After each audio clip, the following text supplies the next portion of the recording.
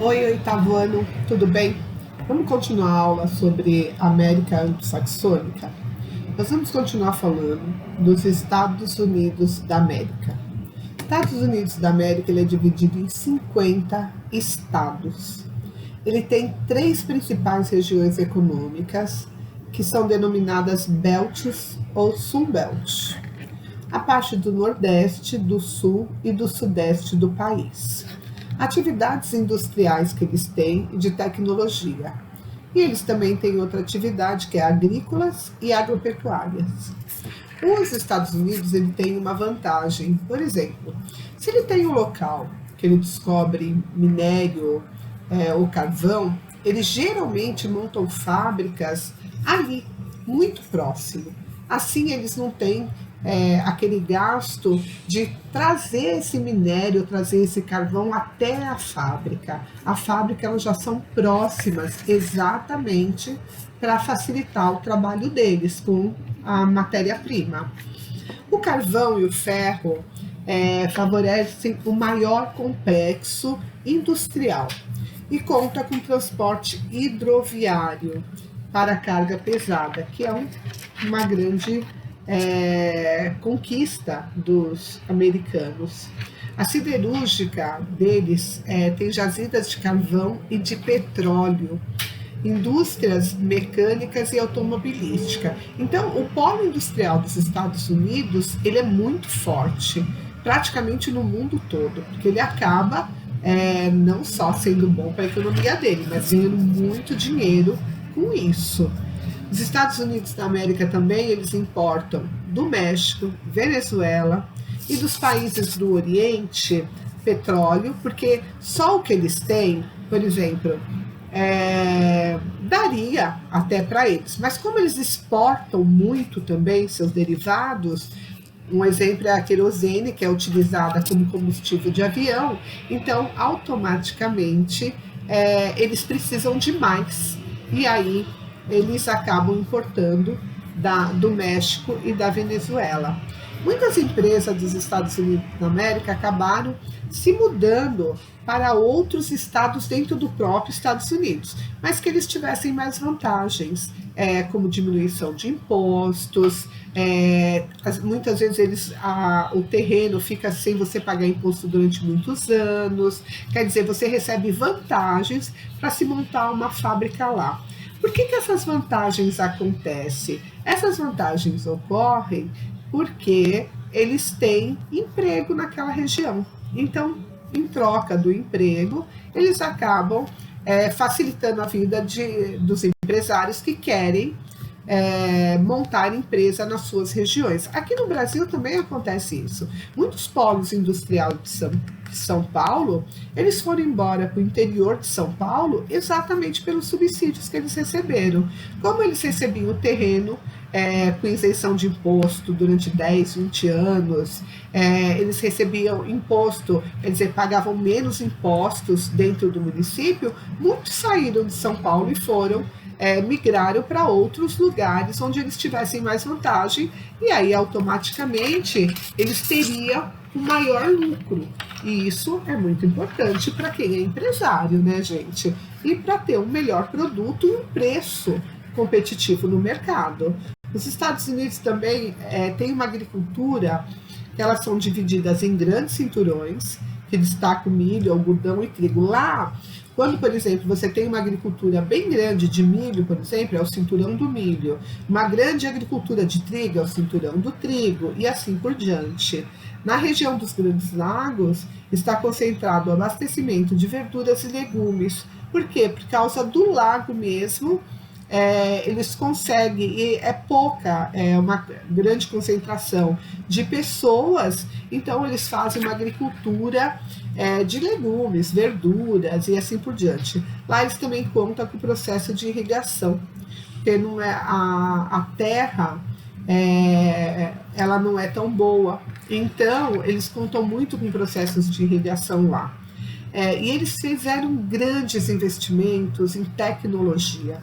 Os Estados Unidos têm uma tecnologia de ponta para a agricultura. E lá também, o que a gente percebe é que a maioria das pessoas em áreas rurais, elas quase não têm emprego, porque lá as máquinas tomaram conta. Eles têm roçadeira, eles têm aquelas que colhem, quer dizer, eles têm um grande processo de maquinário e tecnologia investidos ali, que a mão de obra é muito pequena, é mais para dirigir essas máquinas, então precisa-se de muito pouco funcionário nesses lugares, nessas regiões. Já no Brasil isso é diferente, né? A agricultura daqui, ela tem, em alguns lugares, os grandes fazendeiros até que tem tecnologia, irrigação, mas a gente percebe que na maioria dos pequenos agricultores, além deles não terem, eles ainda contam com os atravessadores, que acabam ganhando mais dinheiro do que aqueles próprios que realmente fizeram a agricultura. Então é bem complicado. Em países subdesenvolvidos, a maioria é desse jeito, não é só no Brasil, é na maioria dos lugares subdesenvolvidos, até por conta da má distribuição de renda. Os Estados Unidos também é um dos maiores exportadores do mundo. Ele só perde da China. O restante, ele é o primordial, ele vem primeiro aí. Eles exportam, além da agricultura, dos produtos manufaturados, eles têm uma alta tecnologia. Então, entre outros, quer dizer, eles acabam exportando essa tecnologia também, e acaba ganhando muito mais, né? Porque os ganhos que os Estados Unidos da América têm, os lucros que ele tem, é muito alto em relação a outros países, né? A mão de obra, e olha que a mão de obra deles é especializada. E aí, quanto mais mão de obra especializada, melhor salário, melhor condição de vida, a distribuição de renda é mais igualitária. Então, os Estados Unidos da América é um exemplo a se seguir, tá? Agora nós vamos falar do Canadá. Os aspectos humanos do Canadá. Tem 33 milhões de habitantes, mais ou menos 3 habitantes por quilômetro quadrado. Então, quer dizer, eles têm poucas pessoas no Canadá. Por isso que o Canadá, ele estimula bastante a vinda de imigrantes para lá, principalmente com pessoas estudadas. Eles dão bastante valor a isso, porque eles vão incorporar o Canadá. O Canadá, ele precisa de habitantes, ele é um país que tem poucos habitantes por quilômetro quadrado, então quanto mais habitantes eles tiver, melhor. Até tem alguns programas de indústrias do Canadá e convida brasileiros mesmo para ir para o Canadá e fazer a vida deles lá. No Canadá é convidado e contratado, já sai daqui do Brasil para o Canadá já contratado. Muitos brasileiros moram no Canadá. Por conta das atividades econômicas, tem uma grande concentração. O Canadá, a fronteira dele é com os Estados Unidos. Para vocês terem uma ideia, ele tem uma grande concentração de indústria próximos a essas fronteiras, porque o Canadá, ele necessita dos Estados Unidos da América para poder evoluir economicamente. Essa influência que eles têm é muito importante, porque eles têm incentivo, porque como os Estados Unidos também, as indústrias deles, os minérios são na fronteira, quer dizer, o Canadá tem minérios, os Estados Unidos têm empresa, então eles fazem muito acordos. E aí na realidade, o Canadá depende dos investimentos dos Estados Unidos para que ele seja um país em plena ascensão, ok? Lá no Canadá também tem uma coisa interessante. Eles são bilíngues. Eles foram colônias da Inglaterra, mas tem um estado lá, que é o Quebec, ele foi desenvolvido pela França, então fala-se francês. Então lá tanto eles falam inglês como francês. E eles se orgulham muito da cultura deles, principalmente os ingleses. Vocês sabiam que, como curiosidade, eles têm um respeito pela rainha da Inglaterra. Algumas decisões importantes, eles consultam a rainha da Inglaterra para eles tomarem essa decisão, ok? O seu crescimento vegetativo é baixo, é aquilo que eu falei, a população é muito pequena. O índice de natalidade lá é baixo e o índice de morte também. Então, eles contam com quem para povoar aquelas terras? Com imigrantes, ok? É um país que praticamente é zero em analfabetismo. Olha que maravilha! Não, praticamente não existe analfabeto no Canadá. Eles aplicam muito na educação lá. Eles têm essa consciência educacional. As indústrias de base da economia deles fica na fronteira dos Estados Unidos da América. E tem grandes investimentos nos Estados Unidos. As indústrias deles geralmente é de papel, celulose, alumínio. Eles têm uma produção de energia hidroelétrica também muito grande. Essa energia hidroelétrica, eles contam para a fabricação desse alumínio. Então, e olha que engraçado, o Canadá ele precisa da bauxita para fazer esses grandes investimentos em alumínio, porque a bauxita é a matéria-prima para se fabricar o alumínio e precisa de muita energia. E isso o Canadá tem, mas ele não tem bauxita.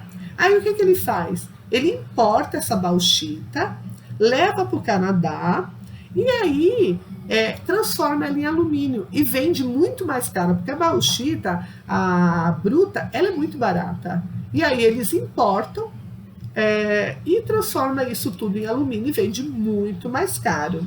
Né? Lá uma outra coisa que eles vivem também é da pesca. O litoral atlântico tem uma pesca cultural muito grande, comercial. Lá pelas regiões ser muito fria, eles contam com o bacalhau e contam com o salmão também. Quer dizer, eles são exportadores desse pescado. A agricultura de lá é só 4%. Porque lá é muito frio, mas muito frio mesmo. Então, e eles só conseguem essa agricultura mais no sul das planícies centrais, voltada para exportação, e ainda é voltada para exportação, que é do trigo e da cevada, ok? Olha, esse capítulo, ele fala basicamente dessas culturas, né? Toda a formação dos Estados Unidos, a economia dos Estados Unidos e do Canadá. A gente fazendo esse capítulo, acho que deu para vocês entenderem um pouco sobre isso. O que vocês tiverem de dúvida, me manda nas atividades lá de dúvida da plataforma, que eu vou estar tendo o maior prazer em responder. E eu vou dar as orientações para vocês fazerem na plataforma, ok? Tchau, fiquem com Deus. Beijo.